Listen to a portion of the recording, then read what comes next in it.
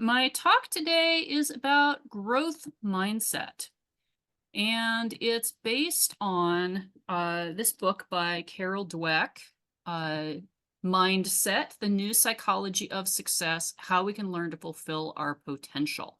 She didn't just write the book, she did a lot of the research in the book. And there's also a workbook to go with this, which I'm partway through, and I really recommend as well. The Growth Mindset Workbook, CBT skills to help you build resilience, increase confidence, and thrive through life's challenges. This one is by Elaine Elliott Moskva, with foreword by Carol Dweck. So I really recommend both of those. And most of my talk is based on that first book, but I'm also going to draw on a few other things. So first question is, what are we talking about here when we say growth mindset? Having a growth mindset or a fixed mindset, which is the other alternative, shapes our choices and our attitudes and our actions in a whole bunch of ways that affect our whole lives. It actually has rippling effects on basically every aspect of your life, which mindset you have at a given time. And choosing to adopt and maintain a growth mindset will dramatically improve your life. So what are they? Fixed mindset is the belief that traits such as intelligence and talent are fixed. You can't change them. You just have however much you have. Growth mindset is the alternative belief that abilities like that can be developed. Seems pretty straightforward. It's a really simple concept, but it has a lot of effects. If you believe your abilities are fixed, then there's absolutely no point in trying to learn or change them. You're not going to be able to do that. You can't change anything. So all you can do is either reveal or hide your innate abilities. That means you're going to be spending all your time worrying about how your abilities are being judged and whether you are worthy or not. You don't want to ever make mistakes because that would show flaws in your abilities. You don't want to try anything hard because you might be seen to fail and be seen as not worthy. So life becomes all about seeking approval and avoiding disapproval. You're not going to be able to take feedback because there's no point to positive feedback. You're already as good as you're going to get. I mean, it's nice to get praise. That's great. But negative feedback is going to damage your self-esteem, so you avoid it and you ignore it. There's nothing you can do about it anyway. You can't get better or anything. So everyone around you is either a potential rival or a potential critic. Your skills stagnate and you don't make deep connections with people because you kind of see them as the enemy. So that sucks. It's not a good place to live. We all visit there once in a while, but let's not stay there. In a growth mindset, since you believe that your abilities can be developed, you want to learn. You enjoy challenges because they can help you improve your skills. You're going to seek out feedback that you can learn from, especially from people who are more accomplished than you. You continually grow. You pursue skills in areas you're interested in. You pursue your interests and keep improving. And you see everyone around you as someone you can learn from or share your expertise with, or both. So you're going to have a much more pleasant life and make more connections with people. You're going to be engaged in things that you're interested in and getting better at them. That's a much more comfy, productive, and happy place to live. Ideally, we want to be there most of the time. Probably can't manage all the time. In learning about mindset, I was reminded of the concept of the triple filter or the three gates. This is an idea that was presented in slightly different forms by Socrates and by the Sufi poet Rumi. It's also been attributed to Buddha and probably other people. But the basic idea is that before you speak, you should let your words go through three gates. Is it true? Is it necessary? Is it kind? And when I think about the messages that the fixed mindset tells us, I think, well, first of all, it's not true. It is not true that abilities are fixed. Pretty much any ability that is relevant that we're thinking about like this, including intelligence, athletic ability, artistic ability, these things are changeable. These are things we can build on and practice and get better at. So first of all, it's not true. Second, I'm going to deal with the third one, kindness. It's definitely not kind. The fixed mindset will have you judging yourself unkindly all the time, um, and those around you as well. You're going to be thinking nasty things about most of the people around you just out of defensiveness. But most of all, it's not necessary. It's not even useful. It is, in fact, profoundly unuseful and works against most of your goals most of the time. So we can rule out all these things a fixed mindset is going to be telling you on all three bases. Let's move on. So you might think that a lot of traits really are fixed. You know, sure, it might be nice to think, oh, I could change everything, but aren't some things really permanent? Well, a few things might not be changeable. Like you're not going to become 8 feet tall by thinking positive or working hard. But you can stand up straight. You can learn to walk in high heels. And things like nutrition and medical care can affect these things. You could even have surgery to get a little taller. So even something that it seems obviously unchangeable, actually there are ways to make it better or worse or different, if that's really important to you. More relevantly, because most people aren't going, hey, I want to be 8 feet tall. More relevantly, we think about things like intelligence. And we tend to think of intelligence as an innate quality that doesn't change over time. We think of somebody as a smart person. And the thing is, IQ, which is what we're usually talking about when we say intelligence, was not originally designed to measure something innate and unchangeable. Binet, who came up with the IQ test originally, was trying to measure the amount of people's potential that they were currently expressing so that the people who weren't currently measuring up could be appropriately educated. So we can teach those people better in some way, because right now they're not quite up there. Now, I know from my own experience that you can improve your IQ. If you practice the kinds of tests, the kinds of puzzles and things that they do on IQ tests, you will do better on the IQ tests. If you read more and write more and get exposure to lots of different ideas and lots of different vocabulary, you will do better on IQ tests. So are you then more intelligent?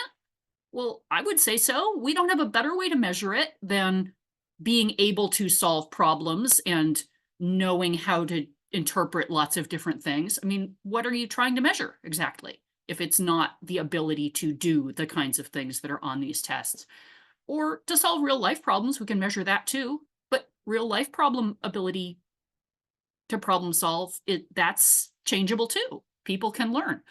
So these things that we think about as innate and unchangeable really aren't. And we need to get out of that trap of thinking that wherever you are is permanent. Sure, people do start at different places. People might take to a particular skill early on, but that does not determine where you end up. What determines where you end up is whether you keep going and how fast. And that is all about growth mindset. I know I make kids smarter every day in my teaching. I teach them how to read better, how to do math better, and how to think about their own learning and problem solving better. They come out of my tutoring knowing how to do school better and how to do learning better. And what is that other than being smarter in important, relevant ways? So don't think of it as fixed. Think of it as a set of skills that can be improved on. Science has shown us over and over again that things that were thought to be fixed are actually changeable. We've got lots of evidence of that. And obviously the whole point of schools, training, coaching, every form of education is that we can learn more and do better. There wouldn't be any point in going to school if you couldn't learn things, right? So don't go to school with the concept that you're just being tested. You won't learn anything. Go to school with the concept that you're there to learn things and learn as much as you can. That's growth mindset. So the thing about it is fixed mindset doesn't necessarily mean you won't make it to the top. There have been top performers who were very clearly in the fixed mindset. John McEnroe was the top tennis player in the world. He had the worst attitude ever. He couldn't tolerate criticism or losing. He threw constant temper tantrums. He was famously abusive to everyone around him. He stayed the top tennis player for 4 years, and then he basically crashed and burned. You can't maintain and improve on your abilities if you cannot learn and you cannot take feedback. You're not going to hold that status or continue. Similarly, Lee Iacocca ran Chrysler. He was considered this genius leader, but he was totally absorbed in company culture of compliment him and tell him how superior he is, and not in continuing to learn and change. The Japanese cars got way better than the American cars. He didn't adapt, and pretty much all the business went to Japanese companies. If you don't have a growth mindset, you might get to the top, but you're probably not going to be happy, and you're probably not going to stay there because you can't see reality. You can only see what encourages your view of yourself as superior to others, and you can't learn because you don't think it's possible. You've got to switch to thinking it's possible because it is, and because that's useful. Like I said, we don't have the same mindset all the time. Some people can get stuck in the fixed mindset for longer than others or in more areas of their lives, but we're all susceptible to it. We're all susceptible to being triggered into it by particular situations or by being criticized or hitting a challenge. But like everything else, growth mindset can be learned, and you can develop your ability to both get there and stay there. So I'm going to talk a bit about how it relates to academics, how we think about smarts and learning. There was a political theorist named Benjamin Barber who divided the world into learners and non-learners. Why would someone ever be a non-learner? Doesn't seem useful. Well, he said as soon as children become able to evaluate themselves, some of them become afraid of challenges. They become afraid of not being smart. He said he'd studied thousands of people from preschoolers on, and it's breathtaking how many reject an opportunity to learn. If you give some 4-year-olds, puzzles, and then you offer them the ability to try a harder puzzle, some 4-year-olds will go, yeah, I want a harder one. And some of them will go, no, I want to do this one again. They've picked the easy task that they already know how to do because they don't want to make a mistake on the harder thing. One 4-year-old in this study said, smart kids don't do mistakes. So his concept of intelligence was not making mistakes, which is actually pretty much the opposite of how intelligence works. Intelligence requires making mistakes. That's the only way you can learn is by first being wrong and then being a little more right. You keep improving on it. If you never make mistakes, that means you're not trying anything. So in contrast, there was a 7th grader in one of his studies who said, I think intelligence is something you have to work for. It isn't just given to you. Most kids, if they're not sure of an answer, will not raise their hand to answer the question. But what I usually do is raise my hand, because if I'm wrong, then my mistake will be corrected. Or I'll raise my hand and say, how would this be solved? Or I don't get this. Can you help me? Just by doing that, I'm increasing my intelligence. She's right. She's learning more than the kids who are like, I don't think I know the answer. I'm not going to raise my hand. If you don't know the answer, how are you going to find out? Fixed mindset can lead people to pass up opportunities in education as well as other things. There was one study where they did this at the University of Hong Kong, where all the classes are taught in English. Everything's in English. But some of the incoming students are not yet fluent in English. So you can see this is already a really challenging situation. They gave a group of freshmen a mindset quiz. It's pretty easy to assess people's mindset in just a few questions. And they asked them whether, if a course to improve their English was offered, they would take it.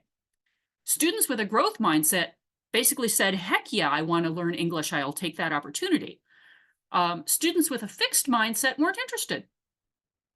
Seems bizarre. They're about to need to do school in English. Why would they not take a free Improve Your English course first thing? But believing, these are all students who are not fluent to begin with, by the way. But believing that success is about learning, the students with the growth mindset jumped on that chance. Those with a fixed mindset don't want to expose their deficiencies. So to protect their self-concept, to feel smart in the short term, they're willing to put their college careers at risk by passing up that class. They would rather not see how poor they are at English than get better at English. You can see it really can get in people's way. It turns the fixed mindset people into non-learners. They are way more likely to flunk out of school because they're not willing to assess and change their current skills. Here's a little example of the mindset from Calvin and Hobbes.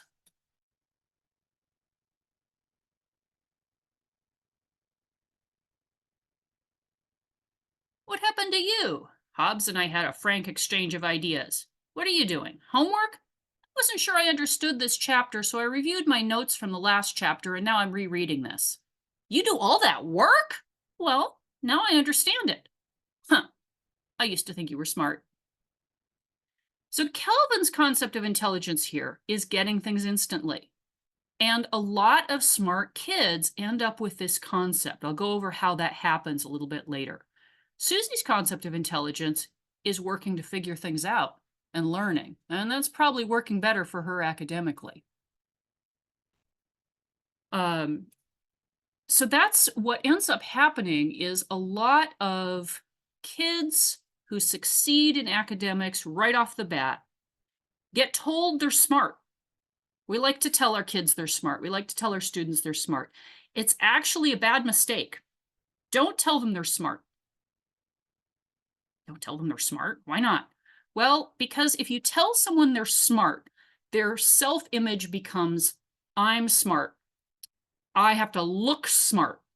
My job is to look smart. I have to defend this image of myself, which means I can't make mistakes, which means I can't try new things. I have to only do things that I succeed at instantly. And if I put in work, then I'm a failure because I must not be that smart. Whoa, cascading bad effects from this one well-meaning thing. So what should we do? We should praise their effort, praise specific improvements, praise specific good things they do, show interest, ask questions. Don't praise things that sound like fixed traits. Don't go, you are X.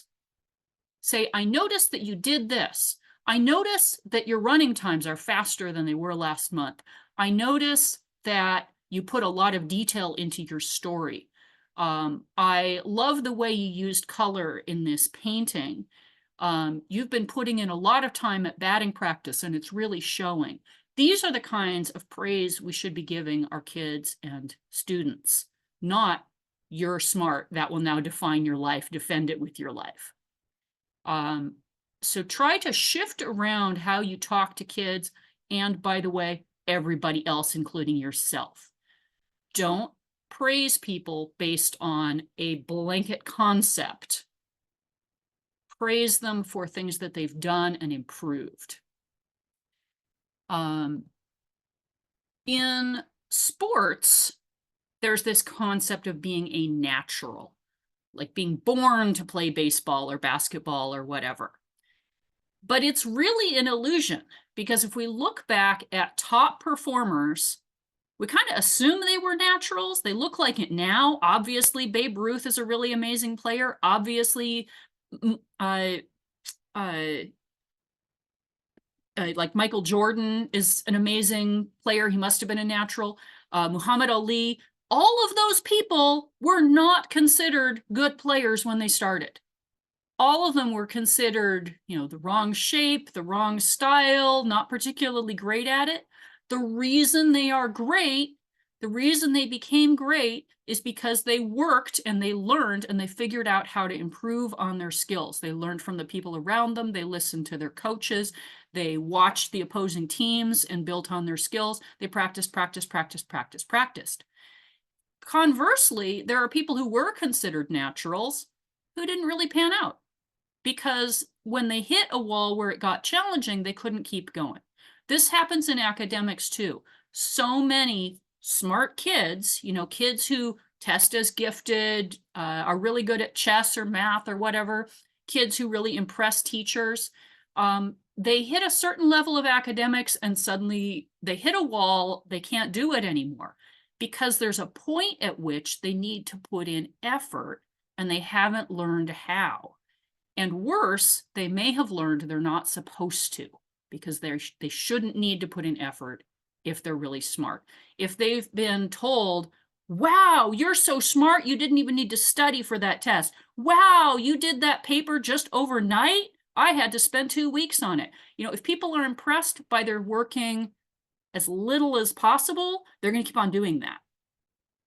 So if you happen to have a kid who is cursed with being particularly bright, make sure that you challenge them. Don't just let them slide on what they can do without working, because that is not working up to their own potential. Make sure that you go, it looks like you got an A on that test really easily. Is there something more that you could learn about this topic? Is there more work you could put in to understand it better? This assignment seems kind of boring. What can we do to make it more interesting? Can we put in more information about this topic than they asked for? Can we go beyond what's being asked? Because you can do better than that. You can go beyond it, I know. There's a movie that I love called Bull Durham, and it's ostensibly about baseball. But I couldn't care less about baseball, and I love this movie. So don't let that turn you off if you're not a sports fan. However, if you do like baseball, you'll probably think it's even funnier. So what Bull Durham really is about is teaching and mentoring. And there's a veteran baseball player who's called into a low-level team to coach to kind of mentor, not official coach, an up-and-coming player who's considered to have a lot of potential. And there's one scene in which Nuke, the new player, says, "How come you don't like me?" And Crash, who's supposed to be his mentor, says, "You don't respect yourself, which is your problem. But you don't respect the game, and that's my problem. You got a gift. When you were a baby, the gods reached down and turned your right arm into a thunderbolt. You got a Hall of Fame arm, but you're pissing it away." Nuke says, "I ain't pissing it away. I got a Porsche already. I got a 911 with a quadraphenic Blaupunkt." Crash says, "Christ, you don't need a quadraphenic Blaupunkt. What you need is a curveball. In the show, everyone can hit a fastball." So Crash is trying to pull Nuke around to a growth mindset. Growth mindset doesn't necessarily mean you're a loser. It could mean you think you're on top, you think you're hot stuff and better than everyone else, but you're not going to be able to stay there if you don't work. Nuke thinks he's fantastic because he has a really, really strong fastball, which he does. And everyone in the minor leagues has a really hard time dealing with that.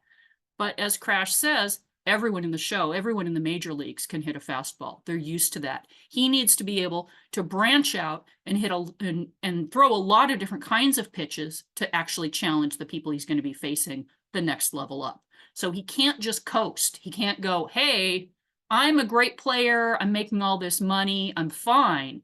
He has to knuckle down and actually learn. And he learns too. He figures it out.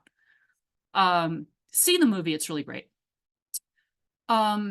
So this also comes out besides in sports and academics, it comes out in business. I did mention Lee Iacocca. There's a thing called the CEO disease, which is when someone gets so caught up in the idea of their own genius and superiority that they're not able to listen to people around them. They think they're better than everyone around them. And CEOs will sometimes demand expensive perks, want to be treated like royalty, and they start to feel contempt and act contemptuous toward everyone else around them. They don't surround themselves with people they can learn from, because that would be like criticism to give them information they didn't already have or tell them that they're not doing things perfectly already. And they're likely to underpay workers for short-term profit because that makes them look good. Besides, they have contempt for the workers. instead of investing in the experience and earning the loyalty of those workers, which would allow for long-term success of the company. They might even fire people who disagree with them or bring them bad news. They might undermine promising successors because they see them as rivals rather than as people they can learn from and train and put in place when they're done. They might refuse good ideas just because they can't take credit for them. I mean, these will all completely trash a company. It is not a recipe for long-term success, but it's what people tend to do if they've gotten to the top, but they have a fixed mindset. Because there's no way to collaborate with others if it's all about making sure you look good all the time and never make mistakes. It also shows up in interpersonal relationships. If you are in a fixed mindset, you're going to want to be with the best person possible as your partner. And you're going to want to see them as perfect and have them see you as perfect. And if anything ever comes up that doesn't work out right, that kind of puts a chink in that image. You could end up breaking up with somebody over something really stupid that could have been fixed because you have this idea that things can't be fixed and that if there's anything wrong, that's a sign that it wasn't meant to be. You'll also tend to get into things like mind reading, because if this was really your perfect partner, they would just know what you wanted and needed. You shouldn't have to ask. That's not a winning strategy, and any relationship expert will tell you that. John Gottman, for instance, my favorite, who's put in all the research on relationships for decades, will tell you the relationships are work. And it's not that you never get a happily ever after, but it's more like a working together happily ever after, not a resting and things being perfect forever.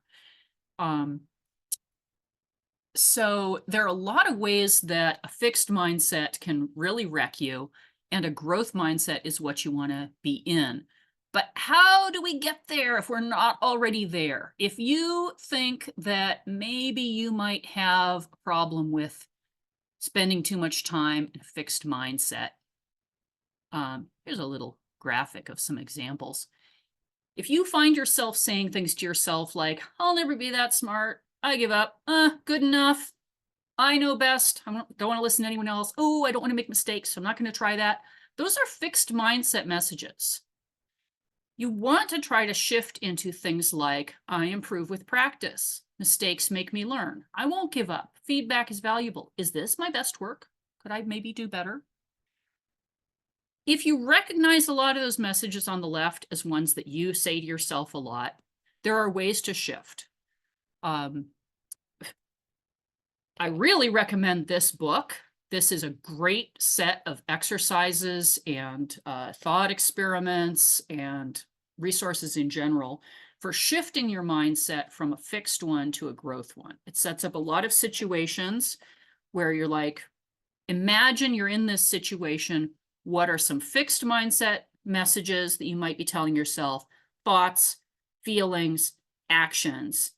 Here are some questions you can ask yourself to try to prompt yourself over to growth mindset, thoughts, feelings, and actions. But basically, anytime you're thinking, I am a certain way, I can't do this whole category of things, someone is better, someone is worse, that is all fixed mindset thinking.